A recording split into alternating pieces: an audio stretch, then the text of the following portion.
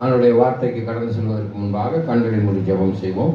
மகா இரக்கமும் கிருபை நிறைந்த ஆண்டவராக இயேசு கிறிஸ்துவே, இந்த காலை வேளையிலே உங்களுடைய வார்த்தையை நாங்கள் தியானிக்க இருக்கிறோம். இந்த நாளிலே அடியான் மூலமாக பிரசங்கம் பண்ண இருக்க தேவ வார்த்தை சபை மக்களுக்கு மிகுந்த ஆசீர்வாதமாய் மாற்றிட்டாருங்க.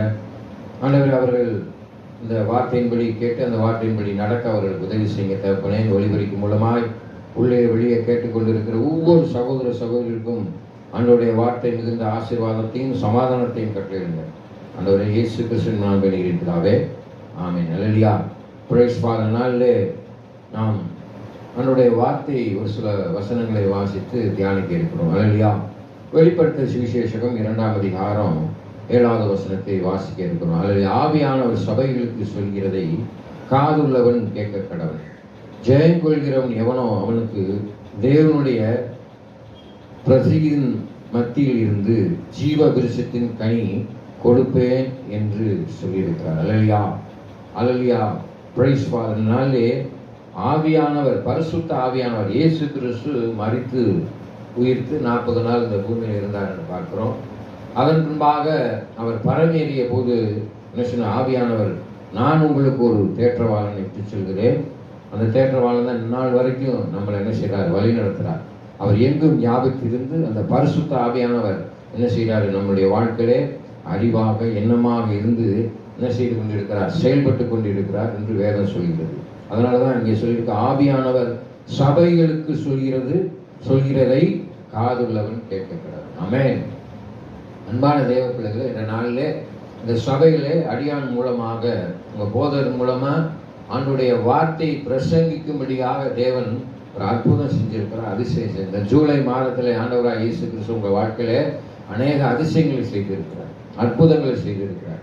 எத்தனையோ பேர் இன்னைக்கு இல்லாமல் போயிருக்காங்க. ஆனால் இன்னைக்கு ஆண்டவர் நம்முடைய ஆயுஷ் நாட்களை கூட்டி கொடுத்து தேவனை துதிக்கும்படியாக ஆராதிக்கும்படியாக என்ன செஞ்சிருக்கிறார். இந்த ஆலயத்தில் நம்ம ஒரு சிறு கூட்டமாக கூடியிருக்கிறோம். ஆமென். அவர் கர்த்தர் நல்லவர் என்பதை ருசித்து பார்க்கும்படியாக என்று சொல்லியிருக்கிறார். அல்லேலூயா. செவியுள்ளவன் கேட்க கடவன். ஆமென். நம்ம சொல்கிற வார்த்தையை யாரு காது கொடுத்து, இப்போ நம்ம ஒருத்தவங்கள்ட்ட பேசிக்கிட்டே இருக்கிறோம்னு வச்சுக்கோங்க, நம்ம சொல்கிறத கேட்காம இருந்தால் என்ன ஆகும், நம்மளுக்கு ஒன்றும் கோபம் வரும்னு நம்ம பேச கேட்க மாட்டேங்கிறான்னு சொல்லி என்ன செய்வோம், அவனோட பேச மாட்டான். என்ன சொல்லியும் பிரயோஜனம் இல்லை, வேஸ்ட்டு. நம்ம சொன்னாலும் கேட்க மாட்டேன், மலுமட்டையாக இருக்கானே. நம்ம கேட்குறபடி அதுபடி நடந்தால் அவன் நல்லா இருப்பான். அல்லையா. புத்தி சொல்கிறாங்க. வேத புஸ்தகத்தில் சொல்லியிருக்கு. நீதியின் புஸ்தகம் 2ஆம் அதிகாரத்தில் 8வது வசனத்தில் சொல்லியிருக்கு, தகப்பன் புத்தியை கேள், உன் தாயின் போதகத்தை தள்ளாதே. மகனே, உன் தகப்பன் புத்தியை கேள், உன் தாயின் போதகத்தை தள்ளாதே. அதே தான் இங்கே சொல்லியிருக்கு. ஆவியானவர் சபைக்கு சொல்றது. இயேசு கிறிஸ்து நம்மளுக்கு ஒரு ஆவியானவர் விட்டு சென்றார் பார்த்தீங்களா, பரிசுத்த ஆவியானவர். நான் உங்களுக்கு ஒரு தேற்றவாளன். நம்ம வருத்தத்தோடு வந்திருப்போம். நம்ம ஐயோ என்னடா இந்த மாதம் முழுவதுமாக கடந்த நாட்களில் எனக்கு உடம்புல வியாதி இருக்குது, கஷ்டம் இருக்குது, தலைவலி இருக்குது, கால்வலி இருக்குது, கைவலி இருக்குது. நான் செய்கிற காரியத்தில் எனக்கு எந்த காரியத்திலும் நல்லாவே இருக்க மாட்டேங்குது, எல்லாமே நஷ்டமாக போகுது. விவசாயம் செய்கிறதுல நஷ்டம், மாடு மேய்க்கிற தொழில் நஷ்டமாயிடுது, மாடு செத்து போயிடுது, ஆடு செத்து போயிடுது. வருத்தத்தோடு வந்திருப்பீங்க. ஆனால் ஆண்டவர் சொல்கிறார், வருத்தப்பட்டு பாரம் சுமப்பவர்களே என்னோரும் என்னிடத்தில் வாருங்கள், நான் உங்களுக்கு இளைப்பாறுதலை தருவேன். அல்லேலூயா. ஆண்டவர் இந்த நாளில் சொல்கிற காரியம், இந்த சபை மக்களுக்கு சொல்கிற காரியம் என்னவென்றால், காதுள்ளவன் கேட்க கடவன். ஆமென். உங்கள் காதுகளை தீட்டிக்கணும். விருத்த சேதனம் செய்யப்பட்ட செவியை உடையவர்களாக இருக்கிறாங்க. இன்னைக்கு இந்த உலகத்தில் நம்மளுக்கு எல்லாரும் நல்லது தான் சொல்லுவாங்க. ஆமென். பொல்லாதவர்களாகி நீங்களே உங்கள் பிள்ளைகளுக்கு நல்ல ஈவை கொடுக்க நினைக்கும் பொழுது நம்ம என்ன செய்வோம், அப்பத்திற்கு பதிலாக கல்லை கொடுப்போமா, பாம்புக்கு பதிலாக மீனுக்கு பதிலாக பாம்பை கொடுப்போமா? அன்பான தேவ பிள்ளைகளை நல்லா தெரிஞ்சுக்கோங்க. நம்ம பெற்ற பிள்ளைகளுக்கே நம்ம நல்லது செய்யணும்னு நினைக்கிறோம். அல்லையா. உங்கள் பிள்ளை பசியாக வருதுன்னு அது முகத்தை பார்த்தவனே தெரிஞ்சிடும். இன்னும் முகம் வாடி இருக்கு, என்ன உனக்கு என்ன பிரச்சனை? பொம்பளை பிள்ளை வாக்கப்பட்டு போயிருக்கும், கல்யாணம் பண்ணி போயிருக்கும், கணவனத்தில் புருஷனிடத்தில் ஒரு பிரச்சனை இருக்கும், வீட்டுக்கு வந்துடும். வீட்டுக்கு வந்து என்னம்மா வாமா, இப்படி இருக்க, நல்லா இருக்க, என்ன ஏமா? அந்த பிள்ளை என்ன சொல்லுவேன், நல்லா இருக்கேம்மா அப்படின்னு என்ன செய்யும், அந்த பிரச்சனைக்கு சொல்லாதபடி மறைக்கும், தாயத்தை மறைக்கும் தகப்பன். ஆனால் அந்த பெத்த தாய் தகப்பன் மூஞ்சியை பார்த்தவொடனே சொல்லிடுவாங்க. என்ன சொல்லுவாங்க, உனக்கு என்ன பிரச்சனை, ஏது கேட்பாங்க. அதை போல தான் ஆண்டவர் உன்னை பார்த்து கொண்டே இருக்கிறார். பரத்திலிருந்து பார்த்துக்கிட்டே இருக்கார். உனக்கு என்ன பிரச்சனை இருக்கு, உன் தேவைகள் என்ன என்பதை அவர் அறிந்து இருக்கிறார். அதான் மத்தேயு புத்தகம் 7ஆம் அதிகாரம் 7ஆம் வசனத்தில் சொல்லிருக்கு, கேளுங்கள் கொடுக்கப்படும், தட்டுங்கள் திறக்கப்படும், தேடுங்கள் கண்டடைவீர் என்று சொல்லி. நாளிலே சபைக்கு தேடி வந்திருக்கிறீங்க. உங்களுடைய செவிகள் என்ற நாளில் நான் பிரசங்கம் பண்றேன், உங்களுக்கு வார்த்தை சொல்லிக்கிட்டு கொண்டிருக்கிறோம். அதை கேட்டு அதன்படி நடப்பீர்கள். ஆனால் என்ன செய்ய முடியும்? உங்களுக்கு உங்கள் தேவைகள் கொடுக்கப்படும். கர்த்தர் உங்கள் நடுவில் அற்புதம் செய்வார் என்ற வாக்குத்தத்தம் என்ன செய்யும்? நிறைவேறும். ஆண்டவரே, என் வாழ்க்கையில் எனக்கு நஷ்டம், நான் கைது செய்கிற காரியங்களில் நஷ்டம், என் பிள்ளைக்கு வேலை இல்லை, என் பிள்ளைக்கு பிரச்சனை இல்லை, என் பிள்ளைக்கு குழந்தை இல்லை, என் உடம்புல சரீரத்தில் வேதனை, கைகால் வேதனை, மண்டை படைச்சல், எல்லாவற்றிற்கும் விடுதலை தாருன்னு நீங்கள் கேளுங்க. ஆண்டவர் என்ன செய்வார்? உடனே எல்லாவற்றையும் கொடுக்கக்கூடியவராக இருக்கிறார்.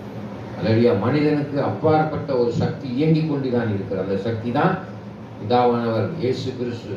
அந்த இயேசு கிறிஸ்து பிதா குமாரன் திரிகை தெய்வமான பரிசுத்த ஆவியானவர் என்ன செய்கிறாரு? இங்கே உங்களுக்கு சபை உள்ளவன் ஆவியானவர், சபை உள்ளவன், சபையிலே காது உள்ளவன் என்ன செய்யணுமா? கேட்க கடவன். ஜெயம் கொள்கிறன் எவனோ அவனுக்கு தேவனுடைய பிரதிஷ்யமான மத்தியில் இருக்கிற ஜீவ விருட்சத்தின் கனி புசிக்க கொடுப்பேன். பரதேசியின் நினைக்கும் பரதேசியின் பரதேசியின் மத்தியில், பரதேசியின் மத்தியில் இருக்கிற ஜீவ விருட்சத்தின் கனியை நீங்க பெற்றுக்கொள்ள வேண்டும் என்றால் நீங்க எப்படி இருக்கணும்? அல்லேலூயா.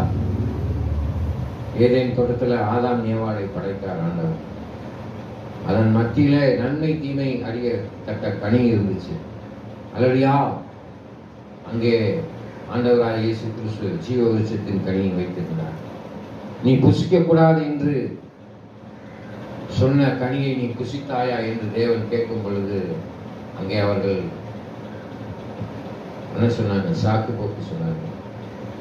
சர்ப்பம் சொல்லிச்சு, அதனால சாப்பிட்டேன். ஏவாள் கொடுத்தா, அதனால சாப்பிட்டேன். அதை போல உங்கள் வாழ்க்கையில நீங்கள் சாக்கு போக்கு சொல்லாதபடி உங்கள் வாழ்க்கையில உண்மையாய் செவி சாய்க்க வேண்டும். ஆண்டவருடைய வார்த்தைக்கு உண்மையாய் செவி சாய்க்க வேண்டும். என்ன செவி சாய்க்க வேண்டும் என்று சொல்லியிருக்கார். கர்த்தர் என் விண்ணப்பத்தை கேட்பார், என் ஜெபத்தை ஏற்றுக்கொள்வார் என்று சொல்லி நம்பி வந்திருப்பீங்க. ஆண்டவர்கிட்ட நீங்க ஜெபத்துல தேவநாம மகிமைப்படும்படியாக விசுவாசத்துல நீங்க எவைகளை கேட்கிறீர்களோ அவைகளை பெற்றுக்கொள்ள முடியும் என்று வேற சொல்லியிருக்கு. முதல்ல அந்த உலகத்துல நீங்க எப்படி இருக்கணும்? நீங்க ஒன்றை குறித்து கவலைப்படவே கூடாது. குறித்து இந்த உலகத்துல கவலைப்படக்கூடாது. யோபுக்கு நஷ்டம் வந்தது. ஆடு மாடுகளை இழந்தான், ஆஸ்திகளை இழந்தான், பிள்ளைகளை இழந்தான். ஆனால் ஒரு நாளும் ஒரு பொழுதும் அவன் தேவனை விட்டு விலகவே இல்லை. ஆமென். ஆண்டவர் சொல்றாரு, நான் உன்னை விட்டு விலகுவதும் இல்லை, நான் உன்னை கைவிடுவதும் இல்லை என்று சொல்றார். அப்ப நீ ஆண்டவர் உன்னோட இருக்கும் பொழுது உனக்கு ஒண்ணுமே என்ன செய்யாது, உன்னை பாதிக்காது. ஆண்டவர் உன்னோட இருக்கும், உனக்கு ஒரு நஷ்டம் வருது, பாதிப்பு வருது, உன் வாழ்க்கையில துன்பம் வருது அப்படின்னா நீ ஆண்டவரை விட்டு சற்று விலகி இருந்தால்தான், தெய்வத்தை விட்டு நீ தள்ளி இருந்தால் தான் உனக்கு கஷ்டம் வரும். அல்லேலூயா. தெய்வம் சோதிக்கும். எப்படி சோதிக்கும்? அல்லேலூயா. எப்படி சோதிக்கும்? நீ தாங்கிக் கொள்ளத்தக்க சோதனையும் அந்த சோதனையிலிருந்து தப்பித்துக் கொள்ளான போக்கையும் வச்சிருப்பாரு. தெய்வம் சோதிக்கும் போது நீ என்ன செய்யணும்? ஆண்டவர்கிட்ட உடனே என்ன செய்யணும்? ஐயா, இந்த கடவுள் எப்ப பார்த்தாலும் எனக்கு சோதனை கொடுக்குது, கும்பிட்டா என்ன கும்பிடாட்டி என்ன, தெய்வத்தை சொல்றமா சொல்லலையா? அப்படி சொல்லக்கூடாது.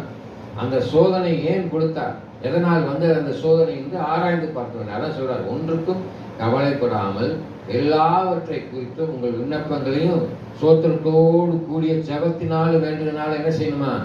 தேவனுக்கு தெரியப்படுத்துங்கள். யோபு சொன்னார், என்ன சொன்னாரு? முதல்ல அவருடைய ஆடு மாடுகள் எல்லாத்தையும் செத்து போச்சு. அப்புறம் அவர் பெற்ற பிள்ளைகள் மறிச்சு போயிடுச்சு. அவரும் மனைவி மாத்திரம் இருந்தார். அப்ப அவருடைய மனைவி வந்து தேவனை தூஷித்து ஜீவனை விடு என்று சொன்ன போது கூட அவர் ஒரு நாளும் அதை செய்யாதபடி கர்த்தர் கொடுத்தார், கர்த்தர் எடுத்தார் என்று சொன்னார். ஆமென். ஆண்டவர் கொடுத்தார், தெய்வம் கொடுத்துச்சு, அதனால தெய்வம் எடுத்துக்கிச்சு அப்படின்னா அவருக்கு ரெட்டிப்பான நன்மையினாலே. அல்லேலூயா. யோபுக்கு ரெட்டிப்பான நன்மையினாலே தேவன் ஆசீர்வதித்தார். அதே போல உங்க வாழ்க்கையில நீங்கள் உண்மையாய் செவி செய்வீர்கள். ஆனால் ஜெயிக்கணும். தேவனால் பிறந்தவன்லாம் இந்த உலகத்தை ஜெயிக்க பிறந்திருக்கிறோம். யாரால பிறந்திருக்கிறீங்க? நீங்க எல்லாம் இயேசு கிறிஸ்துவை சொந்த ரட்சகராக ஏற்றுக்கொண்டால் மாத்திரம் போதாது, அவர் வழியின்படி நீங்க நடக்கணும். கர்த்தர் சொன்ன வார்த்தையின்படி நீ நடக்கணும். அதனாலதான் யோவான் 14:6 சொல்லியிருக்கு, நானே வழியும் சத்தியமும் ஜீவனுமா இருக்கிறேன், என்னை அல்லாமல் ஒருவனும் பிதாவிடத்தில் வரான். அப்ப இயேசு கிறிஸ்துவின் வழி எப்படிப்பட்ட வழியாக இருக்கிறது, எந்த வகையான வழியாக இருந்தது என்று சற்று ஆராய்ந்து பார்க்கணும். நீ நன்மை செய்தால் மேன்மை இல்லையோ, நீ நன்மை செய்யாவிடில் உன் வாசற்படியிலே பாவம் படுத்து கிடக்கிறது. இயேசு கிறிஸ்து நன்மை செய்த மனிதனாய் திரிந்தார் என்று பார்க்கிறோம், சுற்றி திரிந்தார் என்று பார்க்கிறோம். அவர் ஒரு இடத்துல இல்லை, எல்லா இடங்களிலும் சென்று, பல தேசங்களில் சென்று அவர் நன்மை செய்தார் என்று பார்க்கிறோம். அல்லேலூயா. முதலாவது ஒரு நன்மை செய்தார், ஆமென். அற்புதம் செய்தார், அதிசயம் செய்தார். ஜனங்கள் நம்பும்படியாக இவரிடத்தில் ஆண்டவர் இருக்கார் என்று நம்பும்படி. அதை போல உங்க வாழ்க்கையில் ஆண்டவர் உங்களோடு இருக்கார், என் வாழ்க்கையில் அற்புதம் செய்வார், அதிசயம் செய்வார் என்று நம்ப வேண்டும். யோசுவா புத்தகம் 3:5 சொல்லி, கர்த்தர் உங்கள் நடுவில் அற்புதங்களை அதிசயம் செய்வார். கர்த்தர் உங்க குடும்பத்தில் அதிசயம் செய்வார், அற்புதம் செய்வார். நீ விசுவாசித்தால் தேவனுடைய மகிமை காண்பாய். இன்னைக்கு நம்பிக்கை தான் வாழ்க்கை. அல்லேலூயா. இன்றைய நாள் நம்ம உயிரோடு இருக்கிறோம், நாளைக்கு நான் உயிரோடு இருந்து இந்த வேலையை 100 நாள் வேலைக்கு நான் போவேன் அப்படி சொல்லி நம்புறோமா இல்லையா? நாளைக்கு 100 நாள் வேலை இருக்கு, போகணும் அப்படின்னு சொல்லி நம்பிக்கையோடு இருக்கிறீங்க. அல்லேலூயா. எத்தனை பேர் நம்பிக்கையோடு இருக்கிறோம்? ஆமென். அல்லேலூயா. இயேசு எனக்காக இந்த உலகத்தில் வந்தார், என்னுடைய பாவத்தை மீட்டெடுத்தார். அதனால அவர் விட்டு சென்ற முன்மாதிரிபடி நான் நடப்பேன், என்னால் முடிந்த உதவி பிறருக்கு செய்வேன். கர்த்தருக்கு கடன் கொடுக்கிறவன் ஏழைக்கு இறங்குறான் என்று சொல்லி, கர்த்தருக்கு கடன் கொடுக்கிறவன் யாரு? ஏழைக்கு கடன் கொடுக்கிறவன் கர்த்தருக்கு கடன் கொடுக்கிறது மாதிரி தான். அல்லேலூயா. Praise father. ஏழைக்கு இறங்குறவன் கர்த்தருக்கு கடன் கொடுக்கிறான். ஆமென். நல்லவர், நல்லவர், ரொம்ப நல்லவர். அல்லேலூயா. அப்ப ஏழைக்கு இறங்கணும், கஷ்டப்படுறவங்களுக்கு உதவி செய்யணும். அல்லேலூயா. கஷ்டப்படுறவங்களுக்கு என்ன செய்யணும்? உதவி செய்யணும். ஆமென். இயேசு உதவி செய்தார். 38 வருஷமா முடவனா கிடந்த அவனை பார்த்து, உன் படுக்கை எடுத்துக்கொண்டு நட என்று சொல்லி சொன்னார். அற்புதம் நடந்துச்சு, அவன் எழுந்து நடந்தார் என்று பார்க்கிறோம். யாராவது என்னை தூக்கி கொண்டு அந்த குளத்துல விடுவார்கள். வருஷத்துல ஒரு தடவை அந்த பகஸ்தா குளத்தை தேவதூதர்கள் கலக்குவாங்க. அப்படி கலக்கும் பொழுது அங்கே வியாதியஸ்தர்கள் அந்த குளத்தில் மீட்கப்படுவார்கள், சுகமடைவார்கள். நம்மளை முடவனா இருக்கிற யாராவது நம்மளுக்கு வந்து உதவி செய்வாங்களா? உதவி செய்ய எதிர்பார்த்து 38 வருஷமா ஒரு இடத்துல கிடந்தான். ஆமென். அல்லேலூயா. தேவன் அவனை பார்த்து சொன்னார், உன் படுக்கை எடுத்துக்கொண்டு நட. உங்களுக்குள்ள விசுவாசம் இருக்கணும், பலன் இருக்கணும். என் வாழ்க்கையில் ஆண்டவர் அற்புதம் செஞ்சிருவார், அதிசயம் செஞ்சிருவார், செஞ்சிருக்கிறார், நிறைய செஞ்சிருப்பார். அதெல்லாம் என்ன செஞ்சிடறோம்? மறந்துடுறோம். ஒரு கஷ்டம் வந்தவன் என்ன செஞ்சிடறோம்? அல்லேலூயா. பழைய துன்பத்தை நம்ம நினைவு கூறுறது கிடையாது. ஆண்டவர் இன்னைக்கு என்னை ஆபத்திலிருந்து காப்பாற்றினார், கடன் பிரச்சனையிலிருந்து என்னை காப்பாற்றினார், எனக்கு ஒரு வியாதி வந்துச்சு, அந்த வியாதியிலிருந்து என்னை காப்பாற்றினார், நன்றி, ஸ்தோத்திரம். அல்லேலூயா. ஆண்டவராய் இயேசு கிறிஸ்துவுடைய வாழ்க்கையில நீங்க அவருக்கு சொந்த இரட்சகராக ஏற்றுக்கொள்ளும் பொழுது, தேவனுடைய ராஜ்யத்திற்கு நீங்க சொல்லும் பொழுது என்ன கொடுக்கப்படும்? அதனுடைய பிரதிபலன் என்ன? ஜீவ விருட்சத்தின் கனி உங்களுக்கு கொடுக்கப்படும். ஆமென். ஜீவ விருட்சத்தின் கனியை புசித்தேன்னா என்ன செய்ய? பசிக்காது, ஒண்ணுமே செய்யாது, ஹெல்த்தியா இருக்கும். ஜீவ விருட்சத்தின் கனி. அல்லேலூயா. ஜீவ விருட்சத்தின் கனி மாத்திரம் கொடுக்கப்படாது. ஜெயம் கொள்கிறவன், தேவனால் பிறந்தவெல்லாம் இந்த உலகத்தை ஜெயிக்க பிறந்தவன். ஆமென். இந்த உலகத்தை நீங்க ஜெயிக்கணும். இந்த உலகத்துல உபத்திரம் உண்டு, திறன்கள் நான் உலகத்தை ஜெயித்திருக்கிறேன். உன் வாழ்க்கையில கஷ்டம் வரும், போராட்டம் வரும், சோர்ந்து போகாது. யோபு சோர்ந்து போகல. ஆமென். அன்றைய நாளில் மோசே இஸ்ரவேல் ஜனங்களை நடத்தி சென்றான். எத்தனையோ போராட்டம், கஷ்டம் வந்துச்சு, புலம்புனாங்க. இஸ்ரவேல் ஜனங்கள் கடினமான பிடரை உடையவர்களாக இருந்தார், முறுமுறுத்தார்கள். ஆமென். மோசே ஒரு நாளும் சோர்ந்து போய் தேவனிடத்தில் பேசினார். அவர்கள் கேட்ட அனைத்தையும் அவர் கொடுத்தார். ஆமென். அல்லேலூயா. தேவ பிள்ளைகளே, அன்றைய நாளில் இஸ்ரவேல் ஜனங்களை மேக சங்கமாகவும் அக்கினி சங்கமாகவும் அவர் நடத்தினார். தண்ணீர் கேட்டபொழுது தண்ணீரை பெற்றுக் கொண்டார்கள். அவர்கள் ஆகாரம் கேட்டபோது ஆகாரத்தை பெற்றுக் கொண்டார்கள். கவிச்சி வேணும் சொன்னாங்க, கறி வேணும், நாங்கள் காடைகள் கூடாரத்தை சுற்றி வேணும் சாப்பிட்டார் என்று பார்க்கிறோம். அன்பான தேவ பிள்ளைகளே, எதை கேட்டாலும் நான் அதை தருவேன். உங்க வாழ்க்கையில ஆண்டவர்கிட்ட எதை கேட்டாலும் நான் உனக்கு அதை தருவேன். கேளுங்கள், அப்பொழுது உங்களுக்கு கொடுக்கப்படும். சும்மா சொல்ல கேட்கறது கிடையாது, நம்பிக்கையோட கேட்கணும்.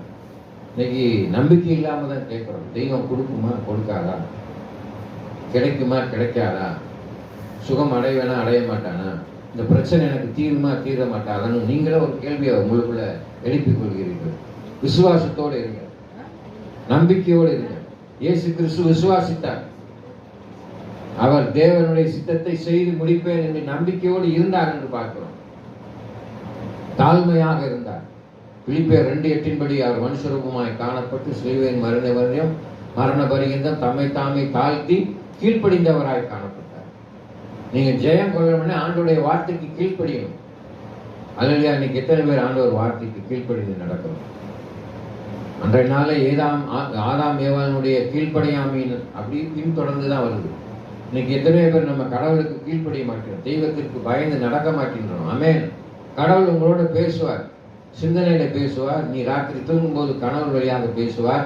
ஒரு காட்சியாக உனக்கு காமிப்பாரு, தரிசனம் காமிப்பாரு. அது என்ன என்பதை அறிந்து ஆராய்ந்து அதன்படி நீ நடக்க வேண்டும். வார்த்தை மூலமா பேசுவார். அல்லையா? பொல்லாப்பு உனக்கு நேரிடாது, வாதை உன் கூடாரத்தை அணுகாதுன்னு ஒரு வசனம் உங்களுக்கு வருதுன்னு வச்சுக்கோங்க. உங்களுக்கு கஷ்டம் இருக்கும், போராட்டம். இனிமேல் உனக்கு கஷ்டம் வராது மகளே, மகளே, மகளே, மகளே, மகனே, உனக்கு கஷ்டம் வராது. இனி உன் வாழ்க்கையில துன்பம் இல்லை என்று அவர் பேசுவார். நீ என்ன செய்ய? அதை விசுவாசிக்கணும். அப்ப விசுவாசித்தால் தேவ மகிமை காண்பாய். இன்னைக்கு விசுவாசம் இல்லை ஜனங்களுக்கு. அல்லையா? விசுவாசம் இல்லாம தான் நம்முடைய வாழ்க்கையில எத்தனையோ ஆசீர்வாதத்தை இழந்து விடுகிறோம். அல்லையா? அது மாத்திரம் இல்லை, நாம் செய்கிற பாவங்கள் நம்மளை என்ன செஞ்சிருக்கு? நம்மளை மேற்கொண்டு விசுவாசி குன்றி போயிடுறோம். ஆமென். சிந்தனையிலே பாவம், செயல்பாட்டிலே பாவம், நடத்தையிலே பாவம், அடுத்தடுத்து செஞ்சுக்கிட்டே தான் இருக்கிறோம். மனுஷனுடைய பலவீனத்தினால பாவம் நம்மளை மேற்கொள்ளுது. பாவம் உன்னை மேற்கொள்ளாதபடி கிறிஸ்து இயேசு உங்களுக்குள் வாசமாய் இருப்பீர்களால் நீங்கள் ஜெயம் கொண்டவர்களாக இருப்பீர்கள். ஆமென். அதான் சொன்னார், உலகத்தை ஜெயித்திருக்கிறேன். தேவனால் பிறந்தவனா அந்த உலகத்தை ஜெயிக்க பிறந்தவன். அப்ப நீ இந்த உலகத்தை ஜெயிக்கணும். உலகத்தில் இருக்கிற போராட்டத்தை, வியாதியை, கஷ்டத்தை, உனக்கு விரோதமாய் பேசுறவங்களை 6 இடத்துல நீ என்ன செய்யக்கூடாது? காது கொடுக்கக்கூடாது. ஆமென். உனக்கு விரோதமா பேசுறவங்களை மன்னிங்க. இயேசுவை சிலுவையிலே அறைந்தார்கள், அவரை காரி துப்பினார்கள், உமிழ்ந்தார்கள், ஆணிகள் கடாவப்பட்டது, சவுக்குனால அடிச்சாங்க, அவர் அமைதியா இருந்தார். உலக மனுஷன் சொல்றான் பார்த்தீங்களா, பொறுமை கடலிலும் பெரிது என்று சொல்லியிருக்கிறார்.